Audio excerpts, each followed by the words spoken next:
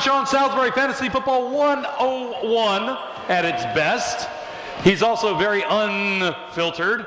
You think? We try to keep it that way. I take the muzzle off, I take the white gloves off. It's time to get down and get dirty because that's what it's all about. You know, the one cool thing about what we do, Sean, is the fact that we're not governed and we're not controlled by the guys in the ivory tower. Right. You know, we don't have to worry about what and football is down and dirty, man. Let's tell it like it is. Talk about the big uglies in the front, you know? That's right.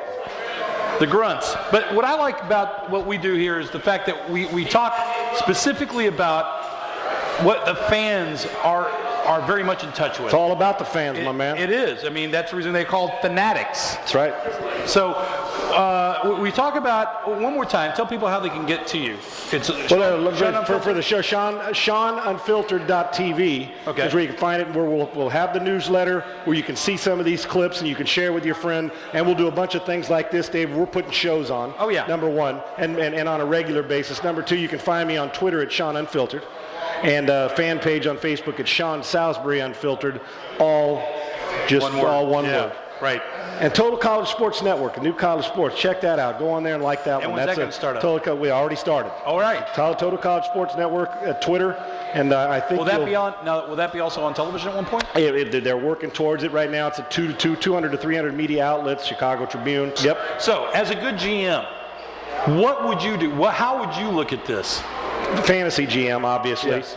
You know what you have to do going into your draft, and you got to do a lot of homework, because just like in the regular NFL draft, if you're sitting there on top and people are lying to you, and you're lying to you about who they want, and you're 2 picks away from Andrew Luck or from Matt Stafford or whoever is going to be the guy you draft, and all of a sudden somebody drafts him in front of you, if you haven't done a lot of homework on the next 6 or 7 available guys you want, you're going to get hammered. Right. And you're going to lose your fantasy league. So it's a lot like the regular NFL draft, but when it comes to injuries, first and foremost, going into the fantasy season, I look at, and this is going to sound harsh, I look at, does a guy have a tendency to get fat when he's not working out?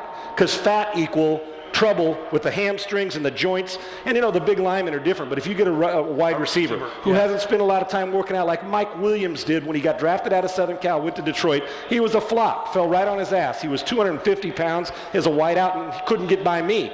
Well, he takes a couple years off, realizes his career's about over. Pete Carroll brings him back. Last year he stepped up his game, got in shape, got back down. So I'm actually, and especially in a season like this off season we had, who came into camp fat? The days are no longer like the old school days where you didn't get in shape till you came to camp. And I know that sounds, well, Sean, how can you tell? Well, you can tell by watching. Take a look at the first preseason game and see who's lollygagging around, who looks different. Or who's gassed. That's exactly right. Who's leaning over. Yeah. Those things matter. So I do watch that. As far as injuries, the ones you can't control. I guess you could look at this off season, you should have had the foresight to look and say, Peyton Manning had neck surgery, there's a danger, don't draft him in the first round. Exactly. You should have had the guts to pull that trigger.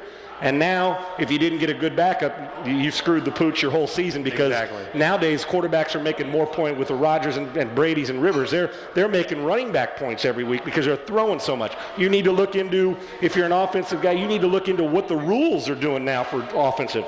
The rules, where there's from the no 5-yard chuck rule to pass interference, because what it is every rule set up for the offense. Well, we're putting skirts on the guys. That's exactly right. The quarterback's not going to take as many hits, so what are you going to do?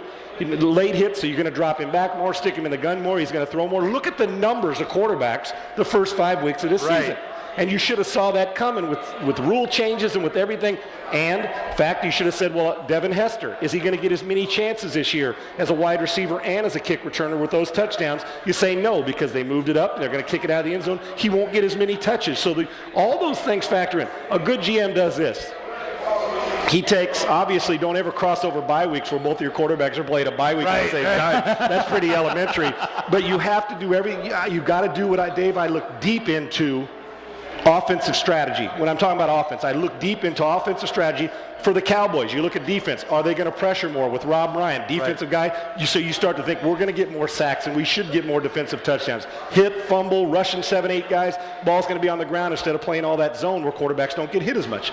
So I think like that, and I look at who the offensive coordinator is, the head coach, the philosophy of the team, and all those in Seattle.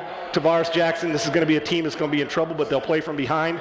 Maybe he's your backup. You don't draft him as a starter. But when it comes to bye weeks and injuries, especially injuries, some of it you can't look forward to. My biggest thing is I think that you've got to find a way that your third running back because you know running backs don't last all season for the most part. Your third running back, it's easy. If you can't pick Chris Johnson or Adrian Peterson first or one of these running, then you're an idiot, okay? Right. Then you shouldn't be playing fantasy football because you're going to get your ass kicked anyway. The other side of it is, though, that third receiver, that third running back, your backup quarterback, there's a good chance that they may steal you points 2 or 3 games a season. Right.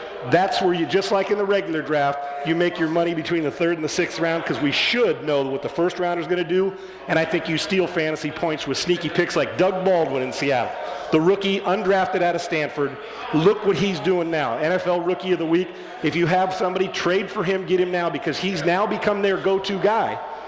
Because of his attitude and because he was an undrafted free agent. So what was his first mentality? You're damn right, he's hungry. He's hungry. And so he's going to do everything he can. Plus, he plays special teams and returns balls and as a wide receiver. Combine them both, you're getting a couple extra touchdowns a year.